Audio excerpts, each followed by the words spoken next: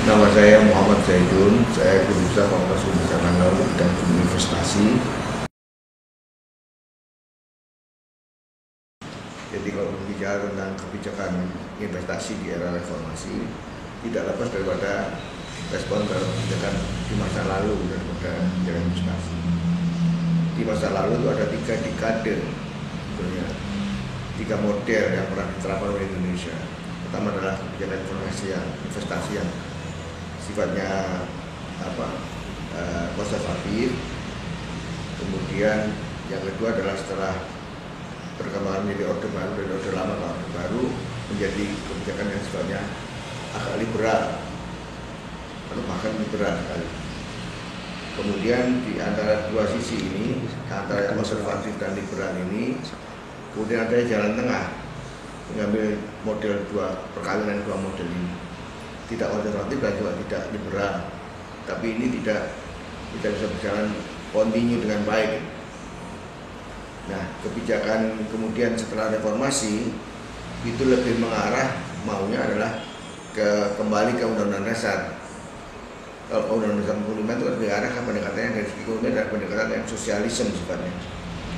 Lebih mementingkan kepentingan masyarakat luas ketimbang kebebasan dan artian liberalisme itu. Nah, di sini mestinya orientasinya dari awal menata perubahan itu adalah ke arah ke sana. Tapi yang terjadi sebaliknya. Karena kondisi, karena perkembangan masyarakat internasional tidak bisa menghindar lagi dari dimensi konsep liberalisme, kapitalisme. Satu sisi juga beberapa negara-negara sosialis sudah banyak yang pindah ke negara yang mengarah ke kapitalisme. Contoh yang paling aktual adalah Cina. Cina itu sosialisme betul, komunis ya. Jadi kebijakan politiknya tetap komunis, tapi kebijakan ekonominya berubah di beberapa wilayah. Jadi di wilayah 4 wilayah pertama, provinsi yang pertama dikembangkan ke arah liberalisme itu adalah antara lain adalah yang berseberangan dengan Hong Kong. Jadi salah satu provinsi dirubah itu dari provinsi yang dulu semula adalah sosialisme atau komunisme itu, kemudian ekonominya dirubah menjadi liberalisme. Tapi Deng Xiaoping itu terbuka, dia berani menyatakan bahwa ini memang bertentangan dengan konstitusi komunis.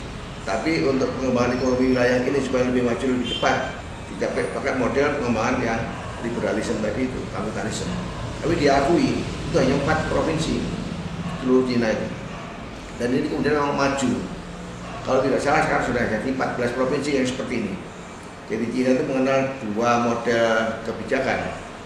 Jadi 2 model untuk kebijakan dalam negara. Untuk politiknya ke arah komunis, sosialisme, untuk ekonominya sebagian mengarah ke liberalisme, kapitalisme. Dan itu berhasil. Tapi dia nyatakan secara terbuka, jujur terbuka gitu, bahwa ini bertentangan, tapi untuk kepentingan masyarakat saya melakukan ini. Nah, kita sebaliknya, kita tidak pernah jujur, pemerintah kita ini tidak pernah tegas-tegas mengatakan, tapi nyimpang terus gitu. Jadi kebijakannya seolah-olah sosialisme ya, sebagaimana yang dipidatokan oleh Bung Karno dan sebagainya itu, kemudian di dalam kebijakannya ternyata ke arah liberalisme. Ya karena tantangan nasional, internasional tidak jadi abaikan, memang berat. Tapi dia tidak tegas-tegas menyatakan bahwa ini ada hal-hal yang berubah seperti itu. Lalu itulah di masa-masa reformasi mestinya harus kembali ke kebijakan sesuai dengan Undang-Undang Dasar, kemudian menyimpang ke arah yang liberalisme. Terlalu luas liberalismenya sehingga kadang-kadang terkesannya ini sudah negara kapitalis, walaupun tidak siap. Inginnya seperti kapitalisme tapi tidak siap. Nah, ini hal-hal yang menjadi masalah di berbagai bidang. Jadi kebijakan seperti ini pengaruhnya sangat besar. Munculnya pertama dari ekonomi, akhirnya eksesnya ke politik, ke yang lain. Jadi di dalam kebijakan investasi di era reformasi sebetulnya menyimpang dari keinginan kembali ke Undang-Undang Dasar itu. Walaupun Undang-Undang Dasar sudah dirubah ya dengan beberapa perubahan-perubahan, tapi tidak konsisten. Dari menyimpang menurut saya. Termasuk yang sekarang mengarah ke arah lebih teknis lagi, memberikan seluas-luasnya kebebasan pada aspek internasional. Saya tidak anti yang masalah internasional, saya setuju ada masalah internasional, udara asing masuk. Di disertasi saya, di bidang tuan-tuan besar saya tidak pernah mempersoalkan itu. Tapi yang harus hati-hati bahwa harus ada kontrol. Kontrol saya bahwa pemerintah harus bersikap tegas. Mana yang boleh, mana yang tidak, mana yang boleh kepentingan masyarakat, mana yang tidak. Ya, Cina itu terbuka. termasuk dalam sisi yang lain itu dianggap lebih jujur karena begitu dia buka investasi asing itu dia membatasi untuk sektor pertanian ini tidak boleh masuk modal asing. Kalau ini boleh. Nah setelah dia siap baru modal asing boleh masuk untuk bidang tertentu. Nah kita dari awal kan membuka semuanya, semua dibuka walaupun tidak siap. Akhirnya kita jadi orang nomor 2, nomor 3 dan sebagainya. Sehingga yang dominan justru asingnya. Dan kalau Cina tidak bisa, begitu dibuka masalah pertanian orang asing masuk sudah kepentok. Ini Cina sudah berkembang. Dan dia ngikutin menjadi orang bukan penentu, menjadi orang yang kedua dan ketiga.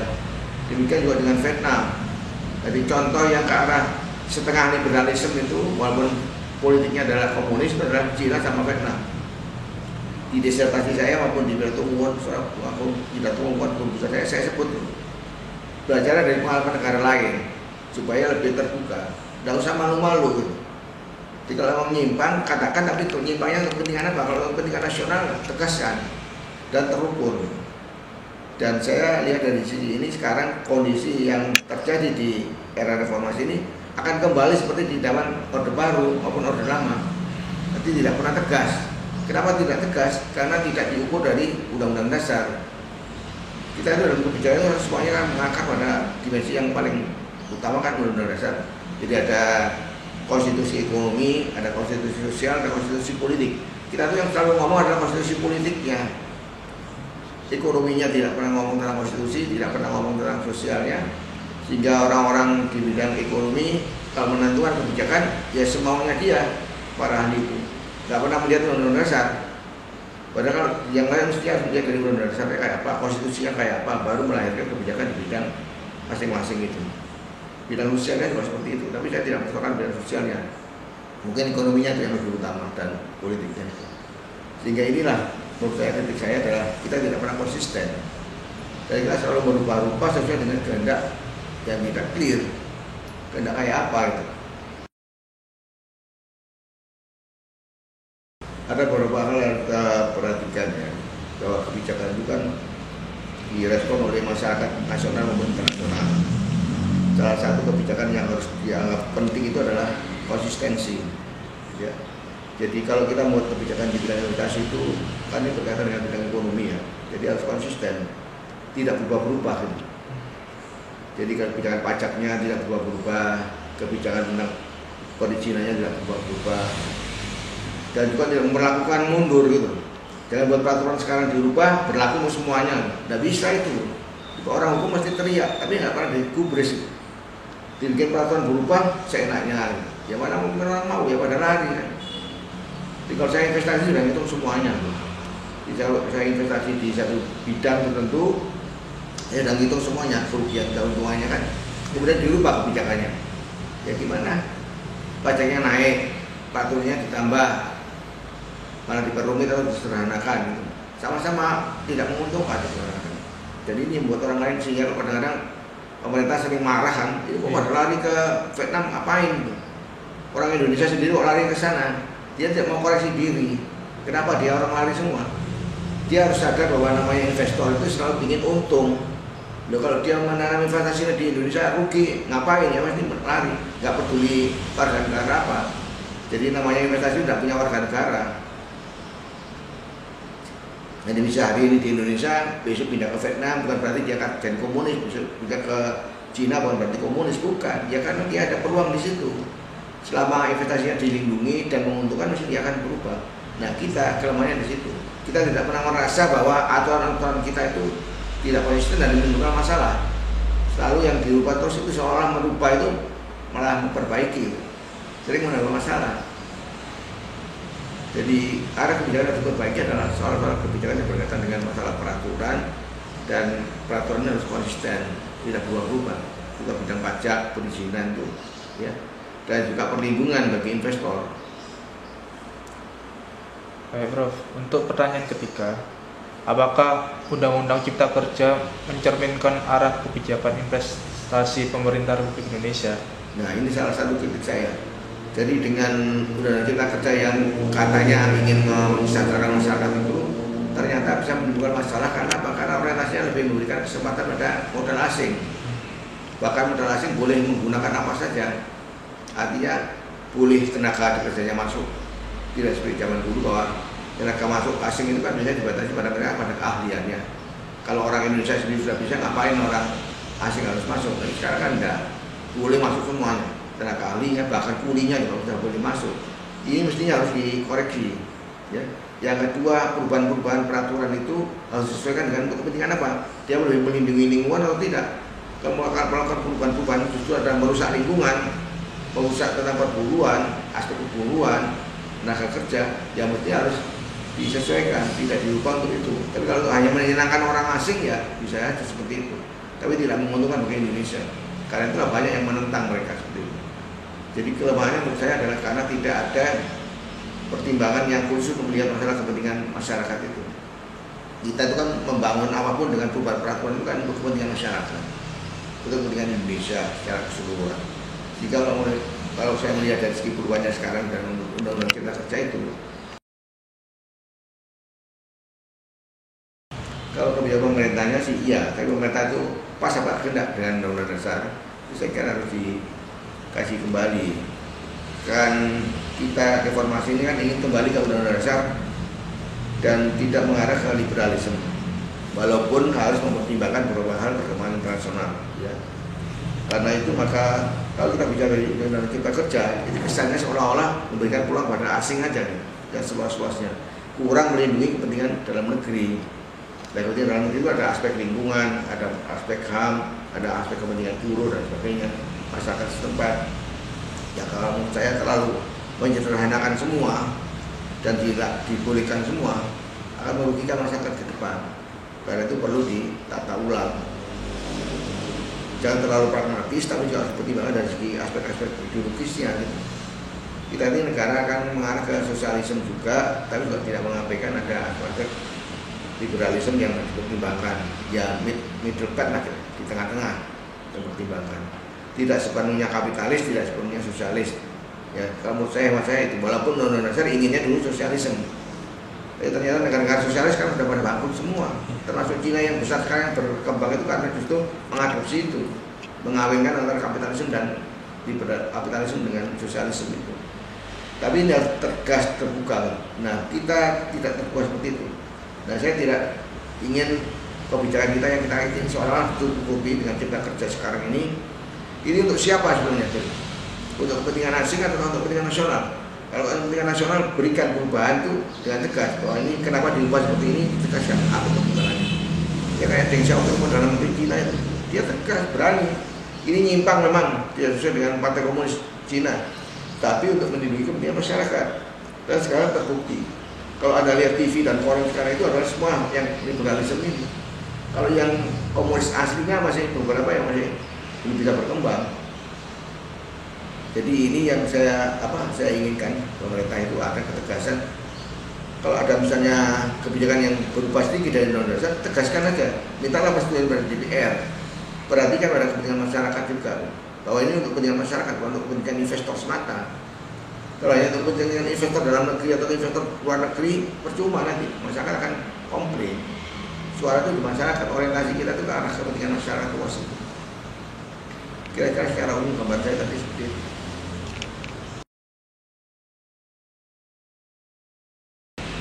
Jadi secara umum saya hanya melihat bahwa kita itu harus kembali pada konsisten pada yang menjadi pijakan kita, seperti yang saya sebutkan di awal ya. Kita ini kan kembali ke undang-undang dasar 45 bagus dengan beberapa perubahan. Nah karena itu saya mohon semua kebijakan di bidang ekonomi dan investasi ini harus mengarah ke situ. Basicnya di situ. Kalau kita ngambil beberapa teori pembelajaran kita, ada konstitusi ekonomi, ya. Konstitusi ada dimensi politik, ada dimensi ekonomi, ada dimensi sosial. Nah konstitusi ekonomi harus dipegang. Jangan hanya menuruti para ahli. Kalau setiap ahli ngomong seperti ini diikuti. Sesuai enggak dengan undang-undang dasar kan? Jadi undang-undangnya kan bicara kayak apa? Harus tercermin. Di undang-undang dasar bicara tentang keadilan sosial, tentang kebersamaan, itu kan dilihat dari dimensi itu. Jadi ada aspek kolektivismenya, aspek individualismenya. Artinya individu dilindungi, tapi juga kolektif dilindungi. Nah kita jangan asal hanya melindungi individu-individu para investor, baik dalam negeri maupun luar negeri. Investor itu gampang kok. Jadi kalau dia masuk memperoleh keuntungan, ya pasti dia akan berkembang, tetap bertahan. Dan pemerintah harus sadar itu bahwa mengundang investasi itu adalah memberikan peluang mereka memperoleh keuntungan, tapi tidak merugikan masyarakat. Itu aja kunci sederhana. Karena itu di dalam disertasi saya buat perlindungan keseimbangan kepentingan negara maupun masyarakat dilindungi, kepentingan investor maupun negara asing juga dilindungi, diseimbangkan. Di mana derajat keseimbangannya, di hak dan kewajiban yang seimbang, yang proporsional. Bukan berarti sama. Kalau di investasi 40% ya haknya 40% itu. Jangan 40% disamakan dengan 60%, tidak bisa. Jadi seimbang, kita berimbang. Jika proporsional. Di perlindungan keseimbangan kepentingan itu dalam maknanya seperti itu, dari dimensi keadilannya, dimensi kepastian hukumnya, kesejahteraan masyarakatnya harus dilihat dari situ. Sehingga kalau ingin ke depan bicara seperti itu, maka kita tidak bisa lagi bicara semau kita. Saya lihat dari segi dimensi kebijakan hukum dan ekonomi kita ini kan kadang-kadang seorang hanya melihat kita. Maksudnya baik, kepentingan negaranya dilindungi. Tapi kalau keterusan berlebihan, sangat egoistis, nggak bisa. Karena investor datang untuk mencari keuntungan. Kalau dia diundang untuk masuk, tidak diperhatikan ya untuk apa? Tapi memberikan perlindungan yang terlalu berlebihan dan memberikan keuntungan yang berlebihan pada investor merugikan masyarakat juga tidak boleh, harus seimbang. Jadi ini yang kurang kita lakukan. Karena itu kalau saya lihat di disertasi saya lihat bahwa ada beberapa hal yang dicermati saya. Undang-undang dasar harus dilihat, kesepakatan internasional, aturan-aturan internasional sudah sepakati. Kemudian perlindungan yang diberikan oleh masyarakat internasional maupun dalam negeri sepakati, sehingga kebijakan itu betul-betul mencerminkan kepentingan nasional dan kepentingan internasional seimbang. Kepentingan asing maupun dalam negeri seimbang. Jangan sampai ada yang dirugikan. Tapi kalau berlebihan memberikan pada investor asing juga akan merugikan masyarakat. Berlebihan melindungi investor dalam negeri juga merugikan investor asing, tidak akan mau yang masuk. Jadi itu harusnya sederhana, nggak terlalu berlebih.